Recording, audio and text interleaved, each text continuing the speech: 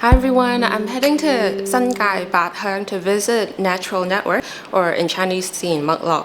If you're not aware, Natural Network is an environmental educational organization, social enterprise that basically promotes the peaceful coexistence between nature and humans. And they do that in very different, like a lot of different ways, through workshops and guided tours on biodiversity to hikes and camping trips where you get to learn basic survival skills. So it should be really fun. And I'm also very excited to meet my new friend Ye Yan, which means literally the wild man. He lives off-grid in Hong Kong with his family. So I'm really excited to talk to him and hopefully meet some of his interns as well. So let's go.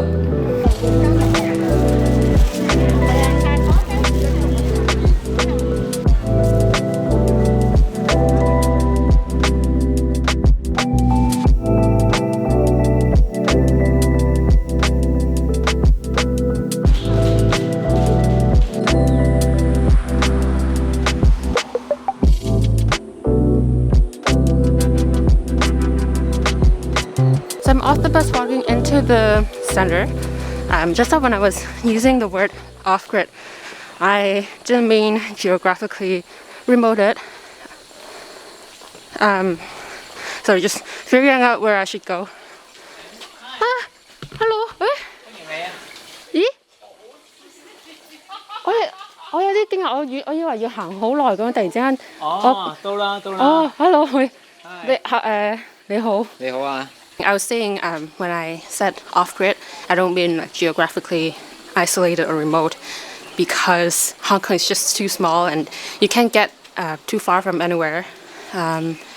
So they live here off-grid in the sense that they don't rely on food, electricity, or water, gas, those type of things from the city. So I think they try to make those things from the land or from just nature as much as possible. So yeah, I'm gonna meet them. I'm very excited. I'm gonna just say hello and show you around.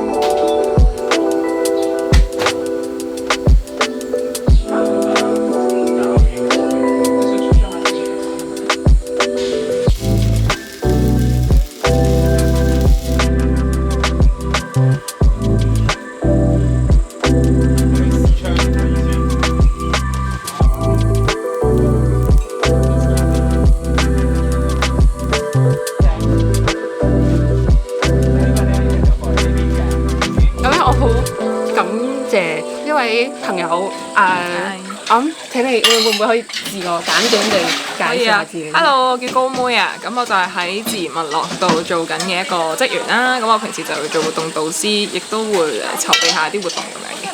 係。你咪一生都係好對於呢個自然啊、環保，或者即係都係好有興趣或者係。係咪咧？我覺得我絕對係貪玩嘅，由細到大係啊，同埋都中意大自然嘅，即係中意掂下地啊，即係唔怕污糟，掂下地啊，中意動物，中意小朋友，咁呢啲我覺得係不嬲都係嘅，由細個開始。跟住，但係如果真係接觸環保啊，或者大自然啊，或者自然教育呢啲咧，其實真係由我入嚟做實習生先叫做開始咯，即係之前係零知識咁滯嘅，係啊。但係素食嘅話，我就自己本身係 vegetarian。咁就食咗5年啦，食咗5年素。哦，係啦，我哋係啊，呢度呢個農場都係 veggie 嘅，即係素食嘅，係啊，所以都即係個 rationale 都係減低對環境嘅影響。係啊。咁你由一開始冇乜背景嚟到呢度，你會唔會個 learning curve 係咪好？係啊，好啱啊！你問得係啊，會都幾衝擊㗎，其實。因為呢一個行業叫做比較另類嘅行業，尤其是喺香港嘅社會之下啦，咁所以我又冇乜做嘢嘅經驗啦，咁然後我一入嚟就已經係一啲另類嘅行業要做，佢有 require 好多唔係我由細到大喺學校學到嘅知識喎，即係譬如生個火咁樣，用啲柴啊。跟住或者去行山咁啲，其實呢啲全部都唔係所謂由細到大可以喺學校接觸到嘅嘢。咁所以好似所有嘢都係從頭開始學咁樣咯。咁然後所以可能係1年之後要接觸，不斷去學幾百件自己完全冇接觸由零開始嘅嘢。跟住仲要可能學完即刻就要去實踐啦，要做啦，所以都幾多學習真係係啊係好玩嘅，不過我覺得好玩。你覺得你喺呢度即係工作咁耐，比較大嘅有冇大嘅挑戰或者令到你難忘嘅學習嘅經驗？我覺得係有超級多啦。我會覺得最深刻或者學習得最多嘅係小朋友嘅活動嘅，亦都係我而家可能比較經過咗呢差唔多近2年啦，最比較專注緊嘅範疇就係帶小朋友嘅活動。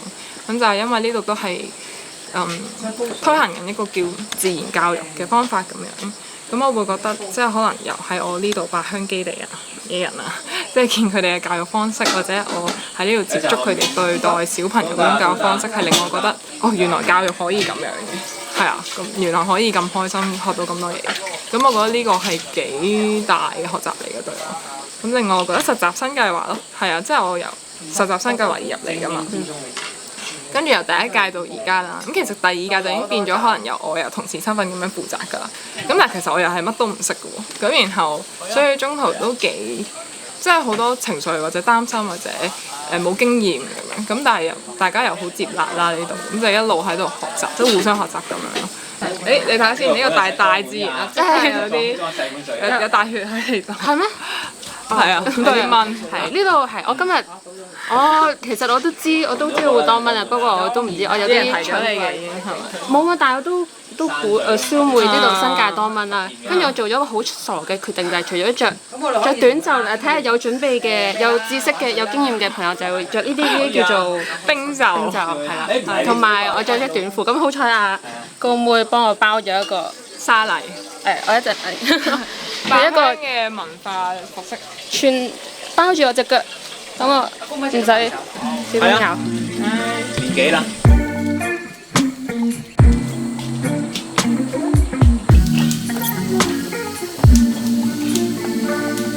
好有鑊氣啊！我屋企都冇咁有鑊氣啊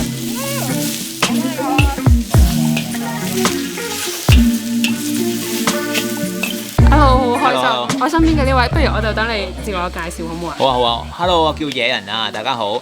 咁就叫呢個名呢，顧名思義，我就住喺山入邊嘅。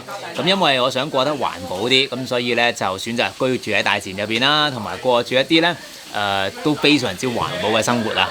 係啊，例如呢，我自己18年冇買過一件新衫啦，18年都冇用啲化學嘅清潔用品啦，我係素食嘅。咁同一時間呢，亦都係冇用過一啲有包裝嘅食材啦，係啦，盡量都係零包裝咁樣去買，係啦。咁啊，希望咧喺生活上面咧都可以做到保護地球多一啲咁啦。我覺得係，其實除咗素食之外，你頭先講有好多方法都可以係咯，人人做一啲，其實出嚟嗰個效果係好大嘅。係啊，我覺得保護環境好緊要，咁所以咧就想喺生活上嗰度實踐呢一樣嘢咯。咁住到喺山邊嘅就可以用埋本地嘅水啦，同埋太陽能啦，係啦，咁可以更加徹底。咁其實住城市都一樣得嘅，只係做唔到太陽能同埋用唔到山水嘅啫。咁所以住城市嘅大家咧唔需要灰心啊，你一樣可以做得超級環保、超級友善嘅。我想問下你，既然你喺即係 off-grid 住咗，雖然都有唔少嘅日子，但係我諗都會當中有啲挑戰，或者尤其是一開始嘅時候，你印象中最深刻嘅，譬如要克服嘅嘢或者要學習嘅嘢係乜嘢咧？當然好唔慣啦，因為我自己人生嘅頭一半啦，頭嗰20年啦，都係住喺城市生活嘅。咁係大學畢業之後啦，咁然之後就搬去大自然度生活啦。咁生活上好多細節都唔慣嘅，最初可能會俾蚊咬啦，可能會自己想生火煮嘢食都好困難。咁但係我覺得呢啲都係都唔係好難嘅啫，遲早都適應㗎啦。呢啲係啦，咁只要你願意放低自己一套價值觀啦，謙卑咁樣向大自然學習，咁其實你順住大自然嘅節奏去生活呢，一切都變得容易啦。係。可能大家都好好奇我嘅工作係咩呢？住喺野人使唔使翻工嘅呢？咁其實呢，野人係要工作嘅。咁當我大學畢業之後呢，我搬去山入邊生活啦。同一時間，我亦都創立咗一間社企叫自然脈絡。喺我工作嘅時間裏面呢，去推廣環保，係啦，將我呢個生活態度呢分享開去，話俾人哋聽喺香港呢個咁繁忙嘅大都會啦，物質掛帥嘅社會環境啦，都可以過得好簡單、好開心嘅。咁我會帶啲學生去耕田啦、行山啦、森林浴啦，去感受大自然啦。因為我覺得城市人同大自然好疏遠啊。係啦，咁要拉近翻個距離，令佢哋對大自然有感覺，有感覺先有動機去保護佢。如果唔係咧，環保就好似一啲好空泛嘅知識，咁即係好似規矩咁啊，即係又要嗰樣嘢用得唔用得啊，又要幾時又要校去到幾多度啊，咁啲冷氣。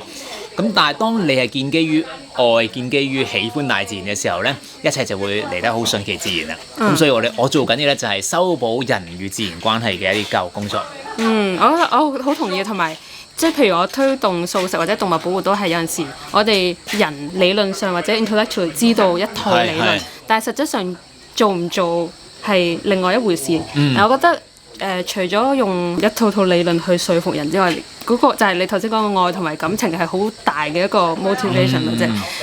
咁你哋嚟緊有冇啲咩 project 或者 focus 喺啲咩活動上面嘅？最近期嘅咧，我哋就會recruit 緊啦第6屆嘅實習生計劃。實習生計劃係咩呢？唔一定係讀緊書先參加得嘅喎。我哋有10幾歲嘅年青人啦，有啲讀緊大學啦，大學畢業啦，亦都有啲係做緊嘢，跟住轉緊工好得閒，或者唔做嘢，亦都有啲60歲以上嘅朋友亦都有嚟參加啦。係啦，所以我哋嘅年齡實習生呢，就唔係話即係大學嗰啲 intern，而係個年齡好闊嘅。只要你想學習喺山入邊生活啦，喺大自然裏面生活嘅咧，就歡迎你加入。咁咧就我哋就咩都要自己整嘅，係啦。嚟呢個做實習生咧係學習，就唔係嚟參加活動咯，係啦。你係要付出嘅，係啦，要流汗嘅，係啦，就唔係好嘆咁樣去享受嘅，係啦。因為山入邊嘅生活咧，並不是睇節目啊、睇雜誌咁浪漫，而係好多嘢真係要面對自己去解決。但係呢個計劃好適合咧，就係即係訓練自己嘅重新學習自己喺山入邊生活嘅能力啦，去學識多啲生活嘅技能啦，好似係一啲修橋補路嘅知識啊，點樣係喺冇乜資源嘅情況底下，令到自己都可以好舒服、好開心咁生活啦，係啦。咁我哋會一齊煮嘢食啦，係啊，會一齊分享生活啦，咁係好啱有興趣喺大自然度生活多啲嘅朋友去參加啦，咁同埋成班同學仔係會流汗啦，好辛苦咁一齊去完成一啲目標啦，可能係修整翻啲冧咗嘅屋啊、冧咗嘅橋啊咁等等。咁但係完咗之後咧，會有課餘嘅時間，會跳舞啊、唱歌啊、玩唔同嘅嘢啊、玩卡 game 啊、玩 board game 啊等等。咁係我覺得係即係好似一條村咁咯。我哋村民日頭就好努力咁做工作啦，放學之後、放工之後，咁咧就我哋有課後活動咁咯，係啦。會露營啊、行山啊、去溪澗啊等等啦。咁如果有興趣嘅朋友可以點樣接觸你哋或者點樣報名？可以喺我哋嘅 Facebook 啦、IG 啦都會有相關嘅報名資料，咁大家可以留意下。多謝野人今日嘅邀請，同埋俾我打攪你哋。唔好客氣，係啊，好歡迎啊！我成日都覺得咧，環保唔係自己隱世咁喺山入邊生活啦，而係需要見多啲人啦，同多啲唔同嘅人接觸，先有機會咧令到更多嘅人去改變啦，去一齊去過呢啲素食啦、自然啦、簡樸嘅生活啦。